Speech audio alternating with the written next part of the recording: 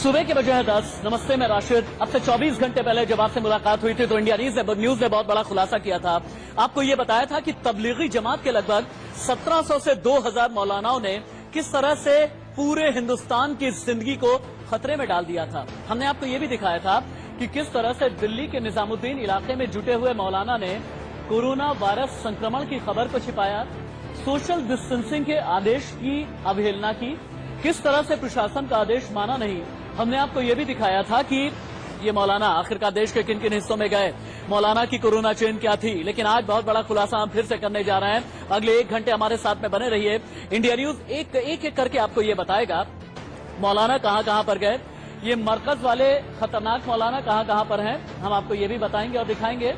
हम आपके सामने ये तस्वीर भी रखेंगे कि इन मौलानाओं के बारे में क्वारंटीन के किन किन हिस्सों में गए, मौलाना की कोरोना चेन क्या थी। लेकिन आज बहुत बड़ा खुलासा हम फिर से करने जा रहे हैं। अगले 1 घंटे हमारे साथ में बने रहिए। इंडिया न्यूज एक करके आपको ये बताएगा मौलाना कहां कहां पर गए, ये मरकज वाले खतरनाक मौलाना कहां कहां पर हैं, हम आपको ये भी बताएंगे और दिखाएंगे।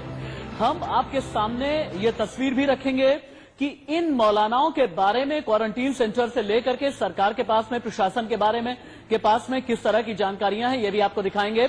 अगले 1 घंटे आपको हमारे साथ में बने रहना है। इनसाइड स्टोरी भी आपको हम दिखाएंगे। लेकिन पूरे हिंदुस्तान का नक्शा एक बार सबसे पहले आप देखें। निजामुद्दीन के मौलानाओं ने कहां कहां पर जाकर के खतरा पैदा किया है। सबसे पहले तो आप ये देखिए, जमात से 19 राज्यों पर खतरा है।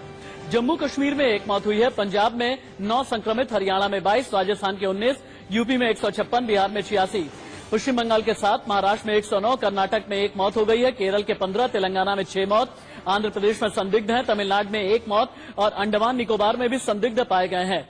इन सभी के बारे में यह बताया गया है कि जो तबलीगी जमात मरकज में इकट्ठा हुए निजामुद्दीन के इलाके में जो मौलाना थे, देश के अलग अलग हिस्सों में गए हैं, देश के अलग अलग राज्यों में गए हैं और उनकी वजह से संक्रमण फैला है।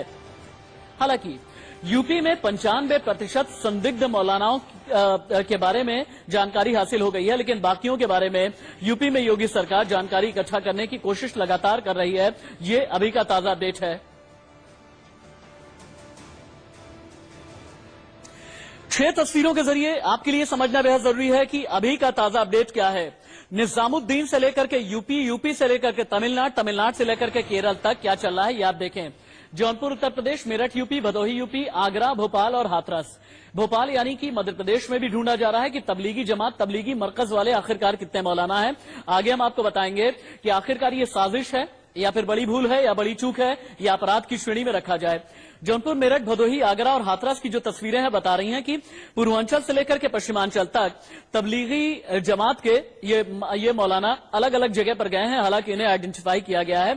इनमें से 95% ऐसे मौलाना रहे हैं जिन्हें क्वारंटीन सेंटर में भेजा गया है। हालांकि बाकी 5% कहां पर गए, कितनों को इन्होंने संक्रमित किया, यह बहुत बड़ा सवाल है। और आगे हम मौलाना की नई चेन के बारे में आपसे बात करेंगे। हम आपको यह भी दिखाएंगे कि वायरस वाले मौलाना की आखिरकार संक्रमण वाली चेन क्या है। आगे हम आपको दिखाएंगे और बताएंगे।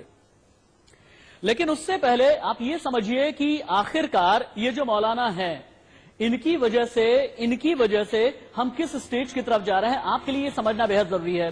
क्या मौलाना की वजह से देश चौथे स्टेज की तरफ जा रहा है? यह बहुत बड़ा सवाल है। कोरोना के 4 चरण आपके लिए समझना बेहद जरूरी है। जो पहला चरण होता है, ये ज्यादातर देशों के लिए कोरोना वाला देश चीन रहा है, यानी विदेश से आए हुए लोग संक्रमण फैलाते हैं। ये आपको पहला ग्राफिक्स बता रहा है। क्या ये माना जाए कि 1 से 2, 2 से 3, 3 से 4 की तरफ बढ़ते हुए मौलाना लोगों ने और भी चेन आगे बढ़ा दी है। पहली स्टेज हम आपको बता रहे हैं, टूरिस्ट के जरिए पहली स्टेज।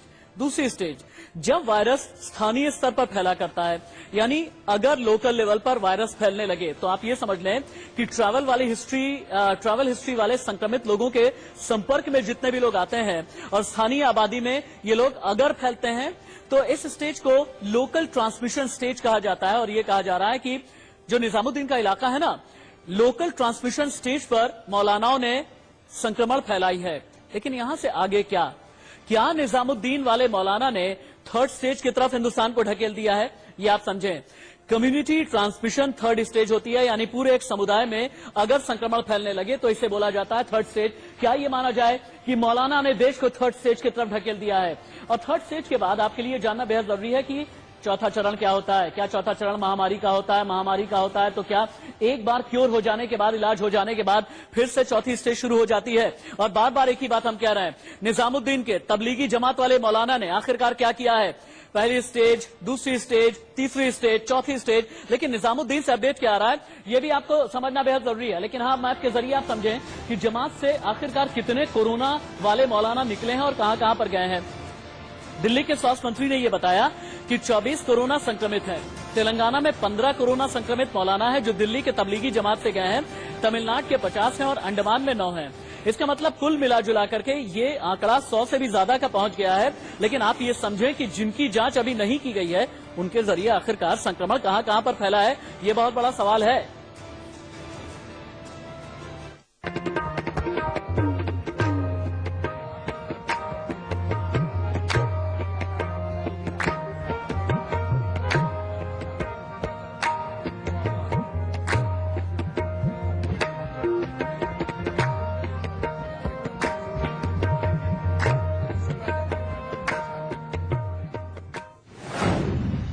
जहां सजदा होता है वहां से एक साजिश की बू आने लगी।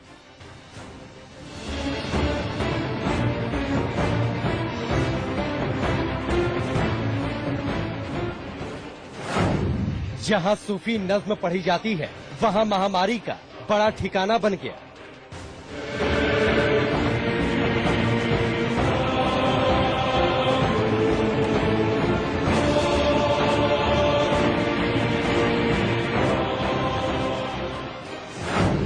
जो मजार फूले लोहबान से महकती है वहां कोरोना के मरीज पनप रहे थे।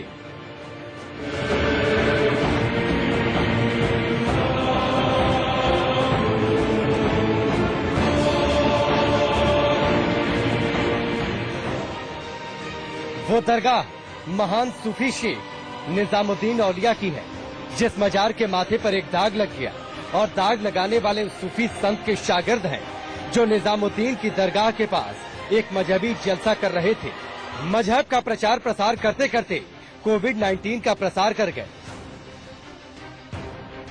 पूरे देश में कोरोना के चलते लॉकडाउन है। प्रधानमंत्री से लेकर राज्य सरकार हर संभव मदद कर रही है कि कैसे कोरोना की चेन को रोका जाए। देश में लोग दुआ कर रहे हैं, लेकिन एक जमात ने काम तमाम कर दिया। जी हाँ, तबलीगी समाज ने न सिर्फ चेन को तोड़ने से रोका है, चेन को आगे बढ़ाया है और 19 राज्यों तक इसे फैला दिया। कोरोना का ये सबसे बड़ा खतरा बन चुका है, क्योंकि एक साथ कई जगहों पर कोरोना संक्रमण फैलने लगा है। अब सवाल उठता है कि दिल्ली के एक इलाके में कोरोना का ज्वालामुखी फटने को तैयार था और जलसे के आयोजक खामोश रहे। आखिर पुलिस उस वक्त क्या कर रही थी? निजामुद्दीन दरगाह है, दरगाह के बगल में मरकज है। मरकज यानी वो जगह जहां तबलीगी समाज का जलसा था। लेकिन बड़ी बात यह है कि जहां पर मरकज है, मरकज के ठीक बगल में हजरत निजामुद्दीन पुलिस स्टेशन भी है। जी हाँ, यही वो पुलिस स्टेशन है, इसके पीछे मरकज है और मरकज के पीछे निजामुद्दीन दरगाह है। ऐसे में सवाल ये भी खड़ा होता है कि थाना, मरकज, निजामुद्दीन, इन सब की दीवारें मिली हुई हैं। ऐसे में हजारों लोग यहाँ आने लगे जलसे के लिए। पुलिस क्या कर रही है? सवाल ये भी है कि अगर पुलिस की बिना मंजूरी के ऐसा हो रहा था तो पुलिस को कानो कान खबर क्यों नहीं हुई? सवाल और कई हैं। दिल्ली पुलिस, गृह मंत्रालय और दिल्ली सरकार तीनों सवालों के घेरे में है। दिल्ली पुलिस ये दावा कर रही है कि उसने 2 बार नोटिस दिया कि तबलीगी समाज का ये कार्यक्रम रद्द होना चाहिए, लोग यहाँ नहीं आने चाहिए। इससे साफ होता है कि दिल्ली पुलिस को इसकी जानकारी थी। तो बड़ा सवाल यही उठता है कि जब जानकारी थी, नोटिस दिया, थाना बगल में था, फोर्स थी, क्यों नहीं रोका गया? दिल्ली पुलिस ने 24 मार्च और 28 मार्च को नोटिस दिया था। इसमें कहा गया था जलसे से कोरोना महामारी फैल सकती है, लेकिन इसके बावजूद कार्यक्रम हुआ। इस तरह जमात ने लॉकडाउन के आदेशों का उल्लंघन किया। परसों कितने बजे भेजा गया था, कितने पेशेंट थे टोटल, अगर हम क्या कितने लोग थे?